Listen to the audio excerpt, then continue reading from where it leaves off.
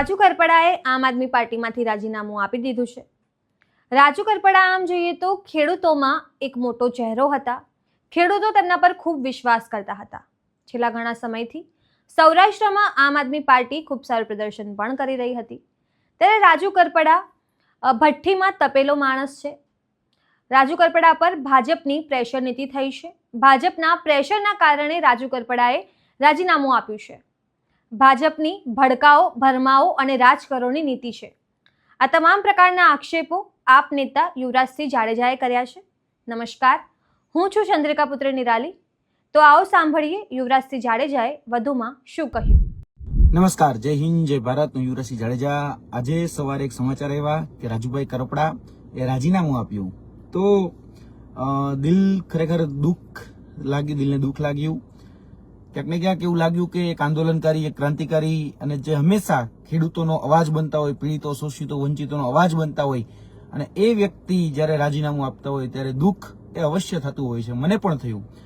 મેં જોવા જઈએ તો મારા અને રાજુભાઈ કરપડાના ઘણા આત્મીયતાના સંબંધો રહ્યા છે. સામાજિક રીતે અમે ભાઈઓ પણ છીએ. અને જોવા જઈએ તો એક આંદોલનકારી જીવ એ હજી અમારામાં જીવે છે. એ પણ ખેડૂતો માટે સતત લડતા હતા. અમે યુવાનો માટે લડીએ. અને દુઃખ એ વાતનું થયું કે હવે ખેડૂતોનો અવાજ કોણ બનશે? કેમ કે આજે ખેડૂતોએ વિશ્વાસ મૂક્યો હતો, ખેડૂતોએ ઘણી બધી અપેક્ષાઓ બાંધી હતી. આજે અપેક્ષાઓ ક્યાંક ને ક્યાંક તૂટી રહી છે. આજે જોવા જઈએ તો ફક્ત ખાલી એક રાજીનામું આવ્યું અને રાજીનામા ઉપર આપણે વાત કરીએ કે તે વાતને વખોડીએ કે એ વાત ઉપર દુઃખ વ્યક્ત કરી એટલું નથી. પરંતુ કોઈ વ્યક્તિ જ્યારે ક્રાંતિકારી હોય, કોઈ વ્યક્તિ જ્યારે લડાયક હોય, કોઈ વ્યક્તિ જ્યારે જોમ જૂનું ને જુસ્સાથી લડતો હોય અને જ્યારે એ હથિયાર હેઠા મૂકે ને ત્યારે દુઃખ બહુ થાય છે. હું ચોક્કસપણે માનું છું કે આજે સમય છે, સમય ખૂબ સંઘર્ષનો હોય છે.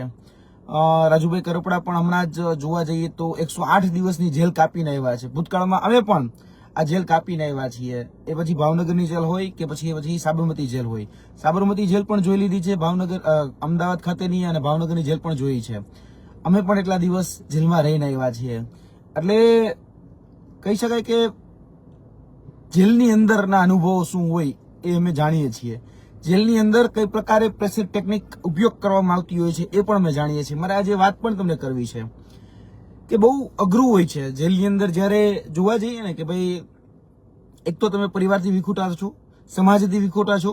એક તો આ બધી જ જે પીડાઓ જે વર્તમાનના જાહેર જીવનમાં તમે સહન કરતા હોય એ પછી જેલમાં ગયા પછી ખરેખર તમારા પાછળ કેટલો ઉપયોગી થાય છે એ પણ તમે જોતા હોવ છો.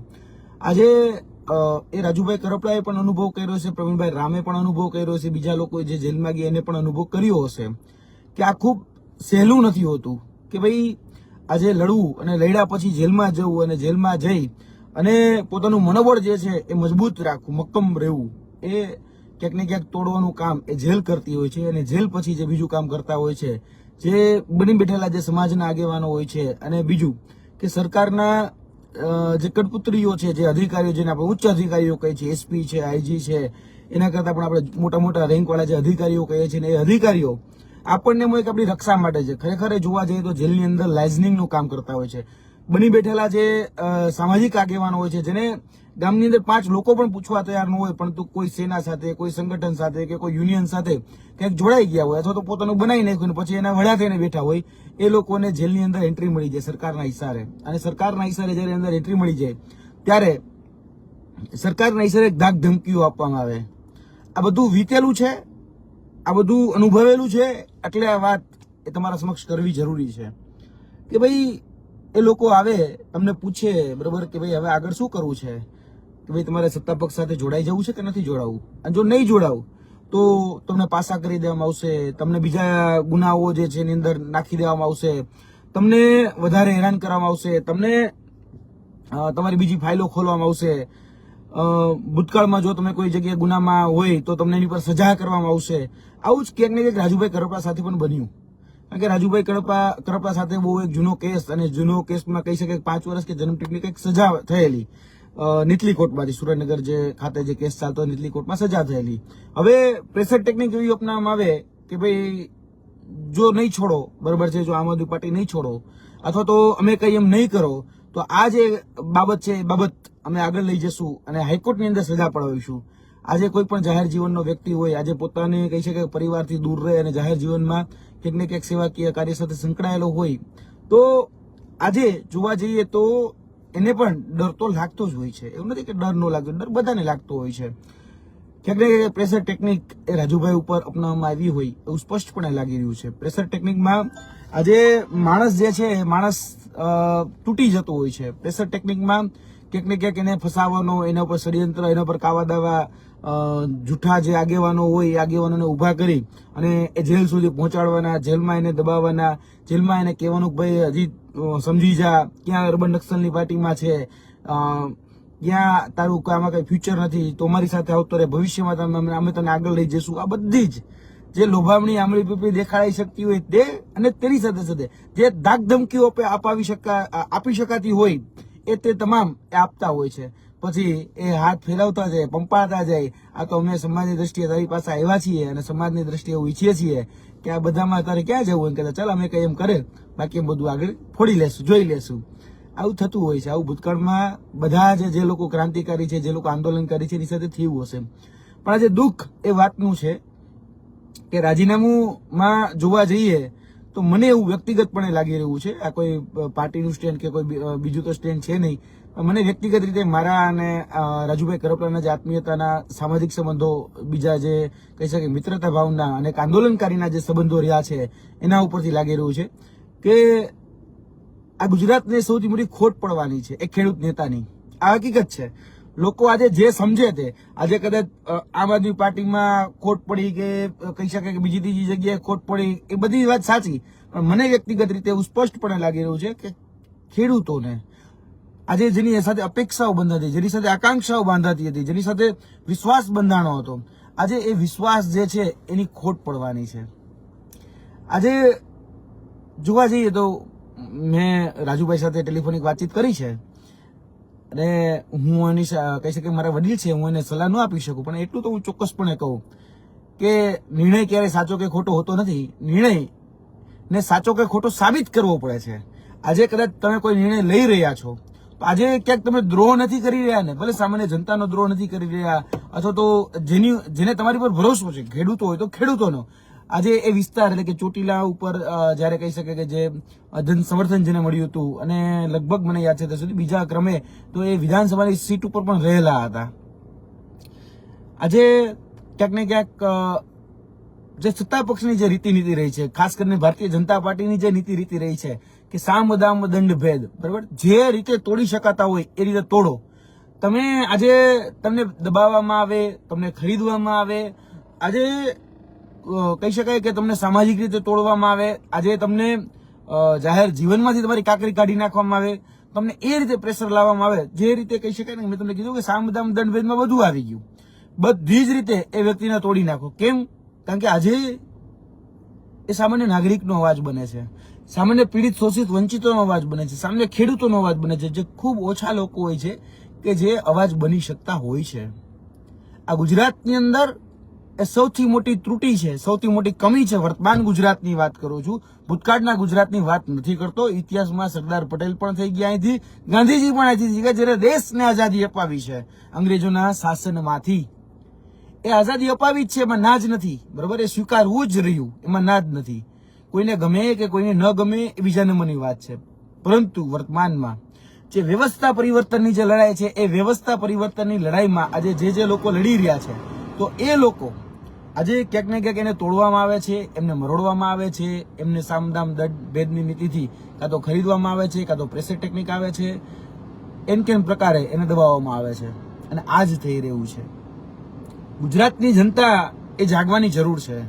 ગુજરાતની જનતા બધું જ જોઈ રહી છે.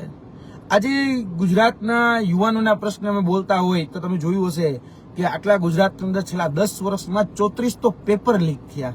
એ પેપર લીક ઉપર અમે બોલ્યા. આજે ગુજરાતની અંદર જે સ્પર્ધાત્મક પરીક્ષા હોય કે સરકારી રોજગારી કે સહકારી રોજગારીની જે વાત આવે તો એની અંદર ઓળખાણવાદ, પરિવારવાદ, લાગવકશાહી ચાલે છે એની ઉપર અમે બોલ્યા, ત્યારે જેલમાં નાખવામાં આવે. આજે એક વ્યક્તિ આદિવાસી સમાજ માટે, આદિવાસીના વિસ્તાર માટે સતત જજુમે છે, તો એને પણ તમે જોયું હશે એમ કેમ પ્રકારે દબાવવાનો પ્રયત્ન કરવામાં આવે.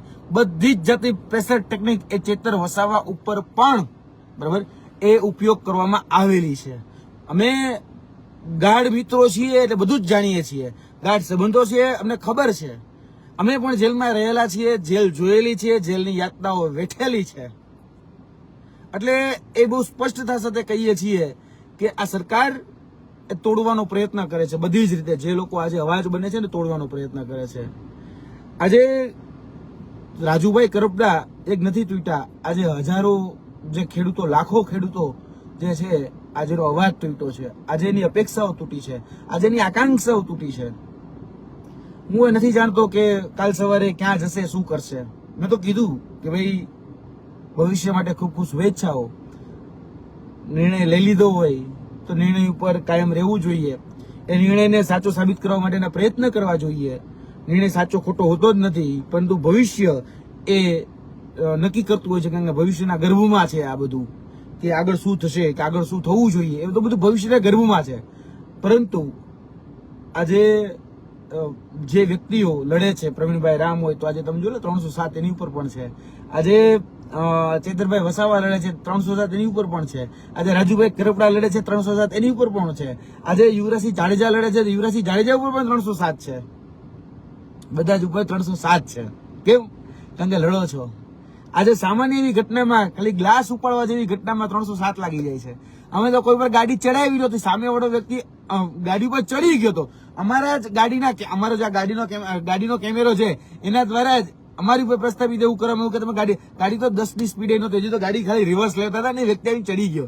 તો એ અમને એવું કહી દેવામાં આવ્યું કે તમને ભાઈ તમે કોઈ વ્યક્તિને ઉડાડવાનો પ્રયત્ન કર્યો, એમ કરીને 307 કરી અને સાબરમતી જેલમાં નાખી દીધા. એટલે તમે વિચારો કે 307 એ વિરોધ પક્ષ માટે તો કોમન થઈ ગઈ છે. જે લોકો આજે બોલે છે, જે લોકો આજે જજુમે છે, એને કેન પ્રકારે ફસાવા હોય એટલે 307 કરી દેવાની. બાકી ભારતીય જનતા પાર્ટીનો જેને ખેસ પહેર્યો એની ઉપર તો એફઆઈઆર પણ શું જાણવા જોગે નથી લેવામાં આવતી. અને હવે તો ગણિત દાખલાઓ આપીને થાકી જાય એમ છે, અગણિત. બરાબર, જે ભારતીય જનતા પાર્ટીમાં કદાચ પોલીસ સ્ટેશને જઈને કોઈ વ્યક્તિના વિરુદ્ધમાં ફરિયાદ આપે ને તો એ વ્યક્તિ કેસ જ ન લે, જાણવા જોગે ન લે, કશું જ ન કરે. અને કદાચ પોલીસ તો ત્યાં સુધી કરે કોઈ સામેવાળો વ્યક્તિ તમારા ઉપર ફરિયાદ લખવા માટે આવ્યો છે, જરાક બાર સેટલમેન્ટ કરી લેજો.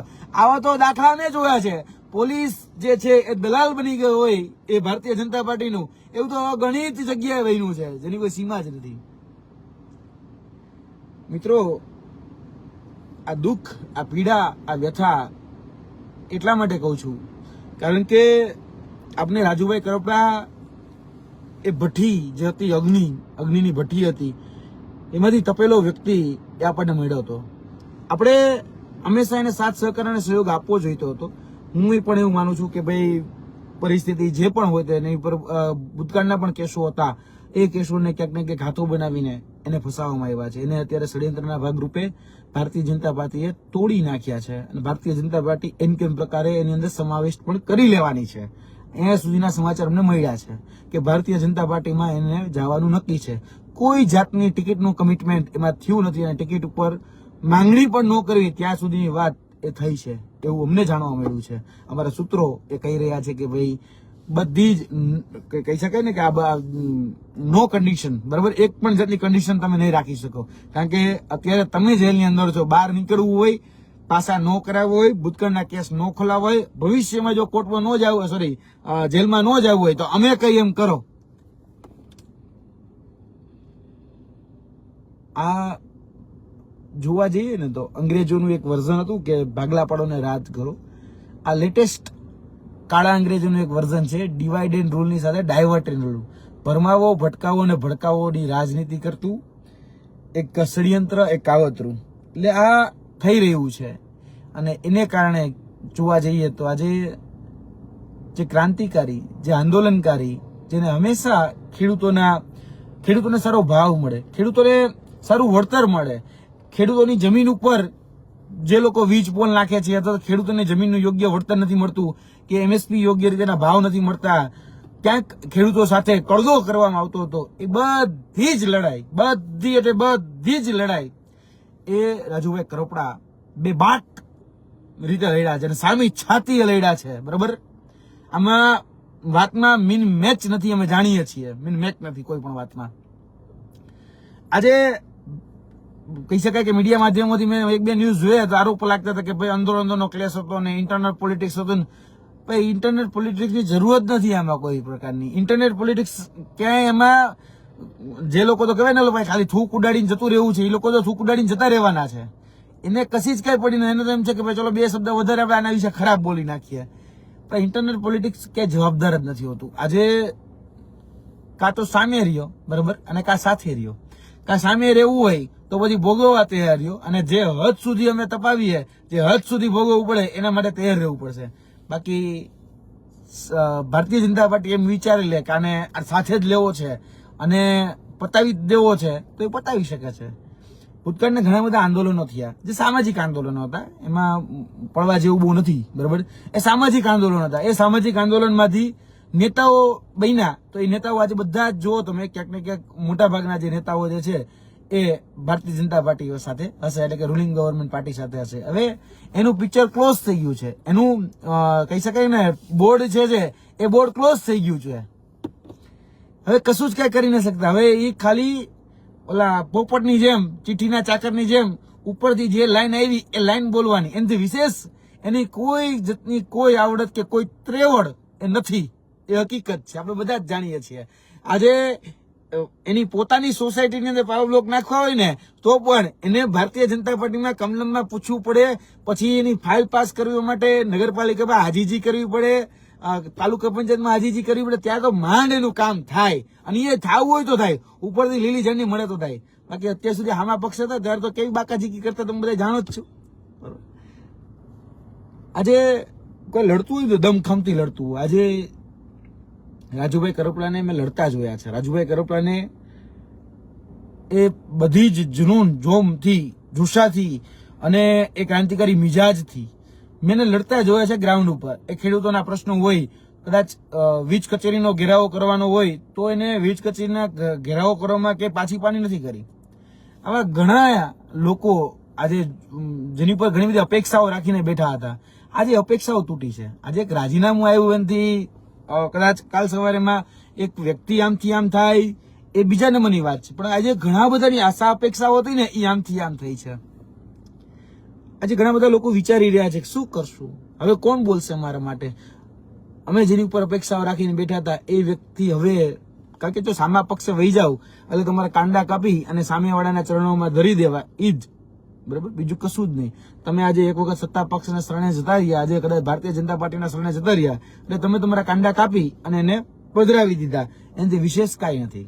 અને પધરાવી જ દો છો, કેમ કે પછી તમે કશું જ કઈ બોલી નથી શકતા. પછી તમે મેં કીધું કે બોલતા પોપટની જેમ અને ચીઠીના ચાકરની જેમ એનું તમે જે ઉપરથી જે આદેશ આવે એ તમારે અનુસરવાનો છે. બાકી તમારી આવડત કે તમારી ત્રવણમાં તમે તમારી શેરીમાં પાવર બ્લોક ન નાખી શકો એનાથી વધારે વિશેષ વાત તો શું કરવાની.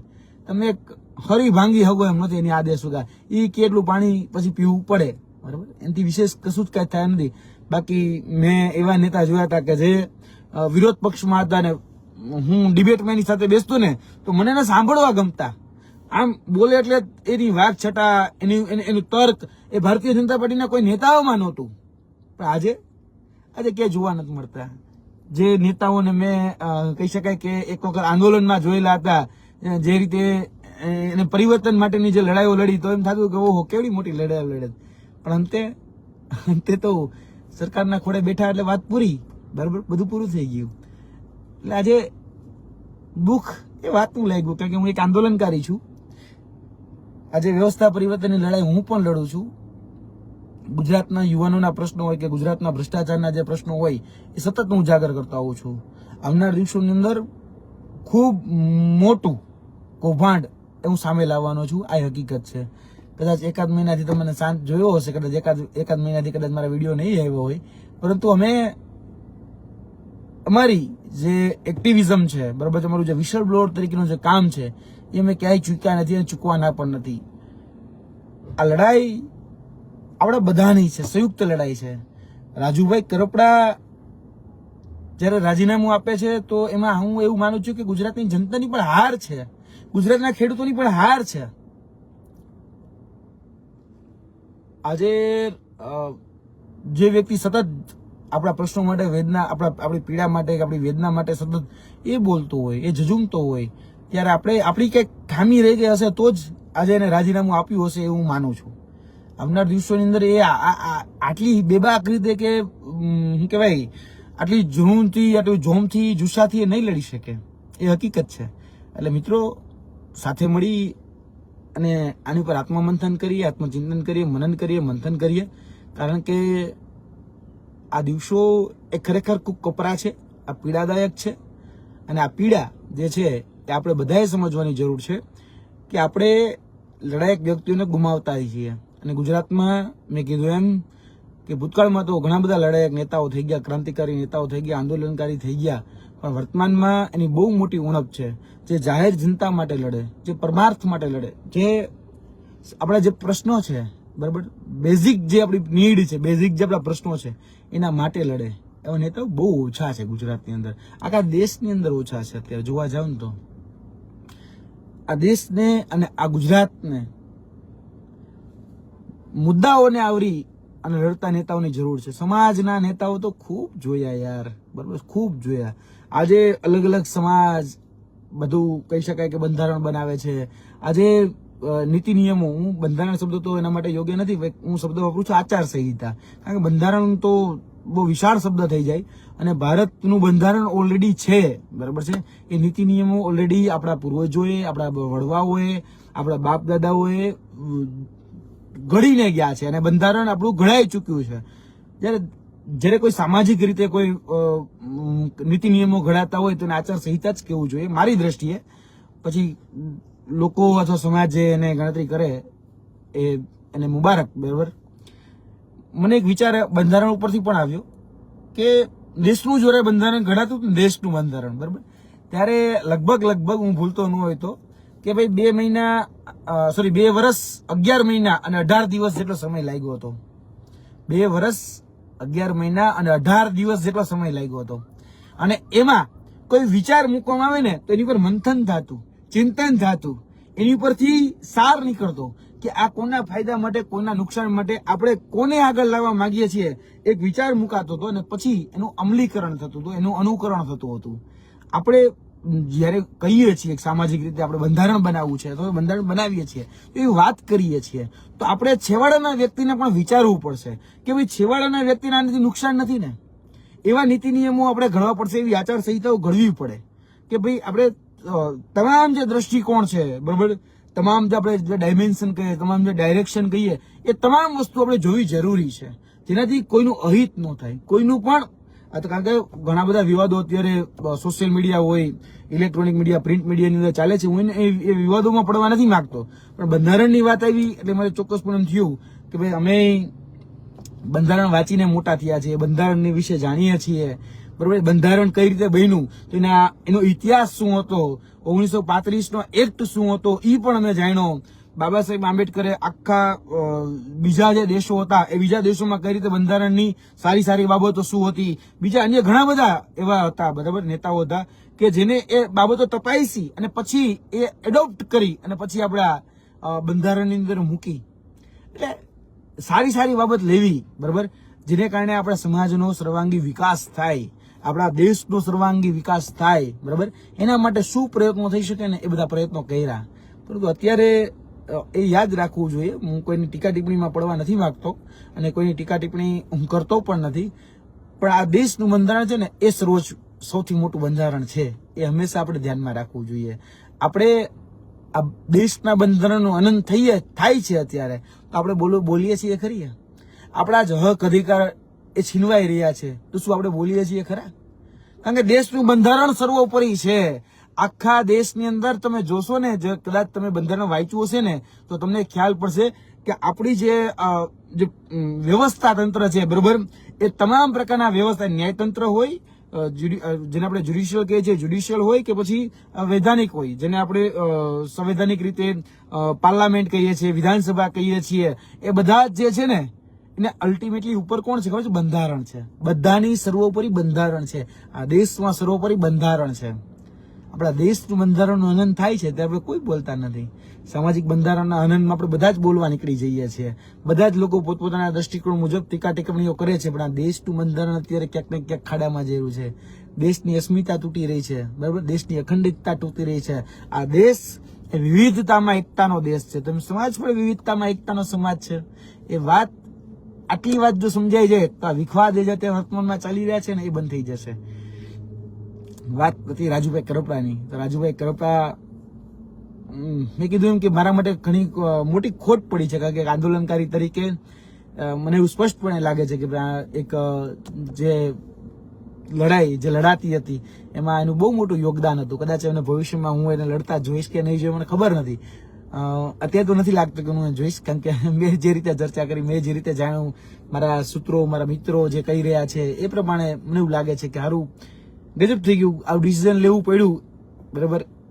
તો એ કંઈક અમારી પણ ખામી હશે, મારી વ્યક્તિગત રીતે હું સ્વીકારું છું, મારી પણ ક્યાંક ખામી હશે કે હું એ ન સમજી શકું વાતને, અથવા તો એક આંદોલનકારી તરીકે આટલું પ્રેશર કઈ રીતે હેન્ડલ કરવું, બરાબર. ભૂતકાળમાં અમે પણ હેન્ડલ કરેલા છે, તો કઈ રીતે હેન્ડલ કરવું, શું કરવું, કદાચ એમાં ઉણા બધા ઉતરા છીએ, તમામ લોકો ઉણા ઉતરા છે, બરાબર. આપણે એક સારો નેતા, એક સારો લડાયક આંદોલનકારી, સારો એક લડાયક ક્રાંતિકારી અને સારો એક લડાયક જુનૂન, જોમ, જુસ્સો, જેના તળવળાટ મારતો તો યુવા, બરાબર, અત્યારે ક્યાંક સુસુપ્ત અવસ્થામાં જતો હોય એવું સ્પષ્ટપણે લાગી રહ્યું છે.